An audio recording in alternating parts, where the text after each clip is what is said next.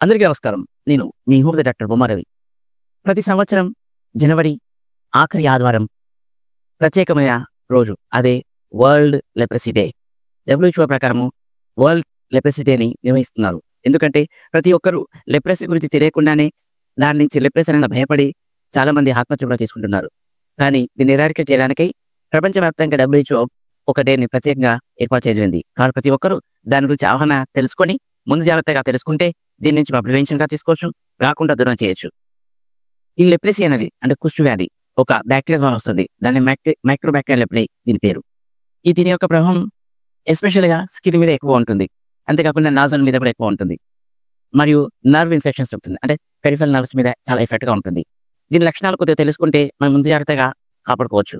ముఖ్యంగా ఇది ఎఫెక్ట్ అయిన ప్రదేశంలో సెన్సేషన్ తగ్గిపోతుంది. ఎఫెక్ట్ అయిన ప్రదేశంలో నాడ్యూల్స్గా తయారవుతుంది. అంతేకాదు డ్రై స్కిన్గా ఉంటుంది. సెన్సేషన్ తగ్గిపోతుంది. ఇలా దెబ్బలు తాకినప్పుడు ఇంజరీస్ అయినప్పుడు రక్తస్రావం అవుతుంది. కానీ ఆ పరిశ్రమ తెలియదు. ఎందుకంటే పెరిఫెరల్ నర్వ్ ఇంజరీ అంటే పెరిఫెరల్ సెన్సేషన్ తగ్గిపోతుంది కాబట్టి ఆ ఇంజురీ అల్సర్గా మారిపోయే అవకాశం ఉంటుంది.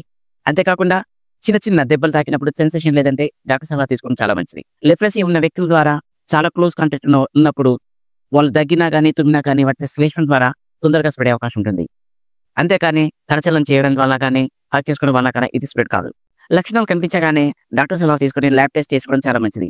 అంతేగాని నాదేమో అవుతుందనమని లెప్రసీ అని కానీ భయపడి దూరం పోకండి. దీనికి సరైన చికిత్స ఉంది. గవర్నమెంట్ కూడా చాలా మంచి మందులు ఇవ్వడం జరుగుతుంది. ప్రత్యేకంగా ఏంటంటే ల్యాబ్ టెస్ట్ చేసుకొని డాక్టర్ సలహా తీసుకొని ముందు జాగ్రత్తగా ప్రివెన్షన్గా మందు వాడడం చాలా మంచిది. ప్రతి ఒక్కరు అవగాహన తెలుసుకొని లెప్రసీని ఎరాడికేట్ చేద్దాం. ప్రతి అందరూ అవగాహన తెలుసుకోవడం చాలా మంచిది.